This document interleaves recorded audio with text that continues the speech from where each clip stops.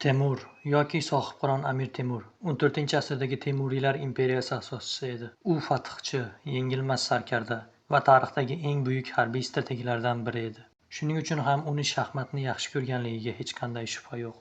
Uning avtobiografiyasiga ko'ra, u buyuk shaxmatni o'ynashni afzal ko'rgan va bu shaxmat biz bilgan shaxmatdan ko'ra ancha farqliroq.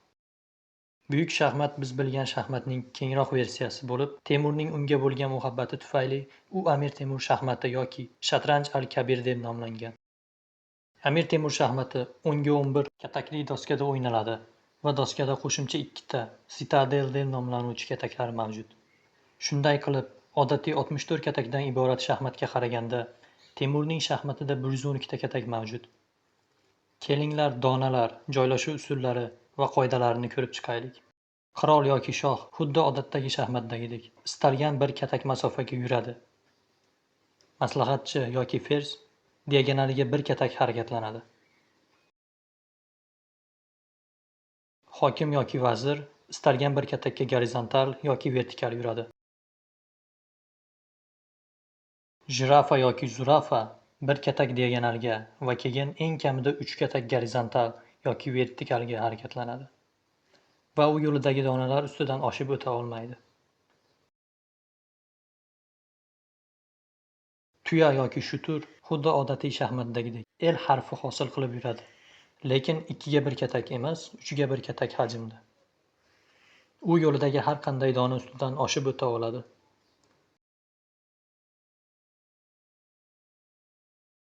To'polon uskuna yoki dabboba 2 katak gorizontal yoki vertikal harakatlanadi. U yo'lidagi barcha donalar ustidan oshib o'ta oladi. Razvedkachi yoki talya odatiy shaxmatdagi filga o'xshab yuradi, lekin oldidagi bir katakdan keyingi istalgan katakka yura oladi va donalar ustidan oshib o'ta olmaydi. Pil yoki fil 2 katak masofaga diagonalga yuradi va donalar ustidan oshib o'ta oladi.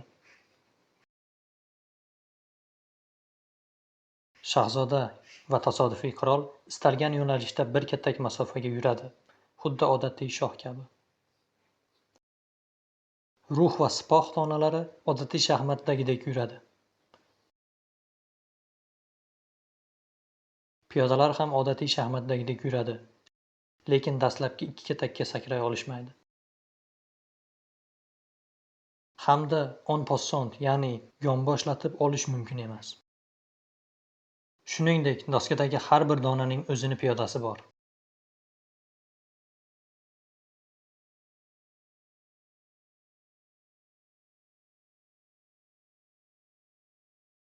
Amir Temur shaxmatida turli xil donalarni terish usullari bor va biz eng keng tarqalganidan foydalanamiz. O'yinning maqsadi odatdagi shaxmat kabi raqib qirolini mot qilish va odatdagi shaxmatga qaraganda pot yurishini bajargan o'yinchi yutgan hisoblanadi. Shuningdek, rokirovka qilish, ya'ni shoh donasi bilan boshqa donalarini doskadagi o'rnini almashtirish mumkin emas. Agar piyodalardan biri raqibning birinchi qatoriga yetib borsa, o'sha turdagi piyoda o'yinga qaytishi mumkin. Misol uchun, agar fillarning piyodasi raqib taraf doskasining birinchi qatoriga kelsa, fil donasi o'yinga qaytadi.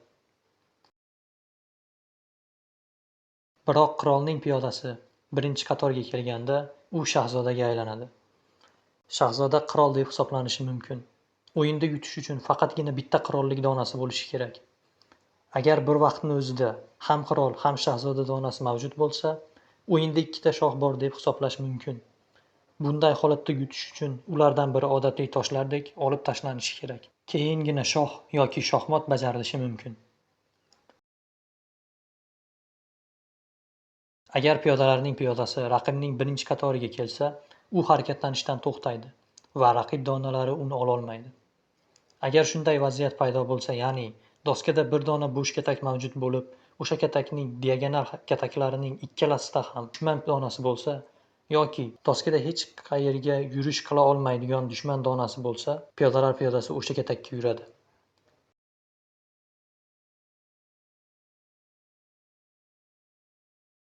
Agar piyodalar piyodasi raqibning birinchi chizig'iga ikkinchi marta keladigan bo'lsa, u darhol qirolning piyodasining boshlash nuqtasiga boradi. Agar piyodalarning piyodasi raqibning birinchi chizig'iga 3-marta kelsa, u tasodifiy qirolga aylanadi.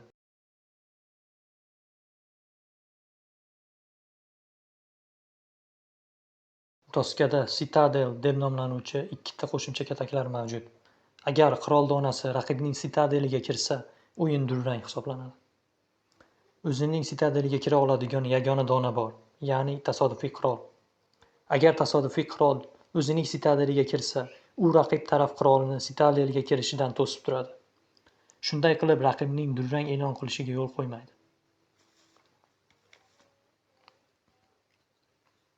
Agar o'yinchida shahzoda yoki tasodifiy qirol bo'lsa va o'yinchi qirolini raqibning sitadeliga olib kirsa, o'yinchi qirolini yoki shahzoda yoki tasodifiy qirol donasi bilan o'rinlarini almashtira oladi va o'yin davom etadi. Shahzoda yoki tasodifiy qirol keyinchalik qirolning sitadeliga qayta kirishi uchun yo'l ochib berishi mumkin. Lekin qirolning shahzoda yoki tasodifiy qirol bilan joy almashtirishi faqatgina bir marotaba bajarilishi mumkin xolos. O'yin mobaynida faqat bir marotaba qirolga shoh berilganda, qirol donasi har qanday o'yin donalari bilan o'rin almashtira oladi. An'anaviy shaxmatdagidan farqli o'laroq 3 marotaba bir xil yurishdan keyin durangni e'lon qilish yoki 50 ta ketma-ket yurish davomida hech qanday dona olinmasa ham o'yin davom etaveradi.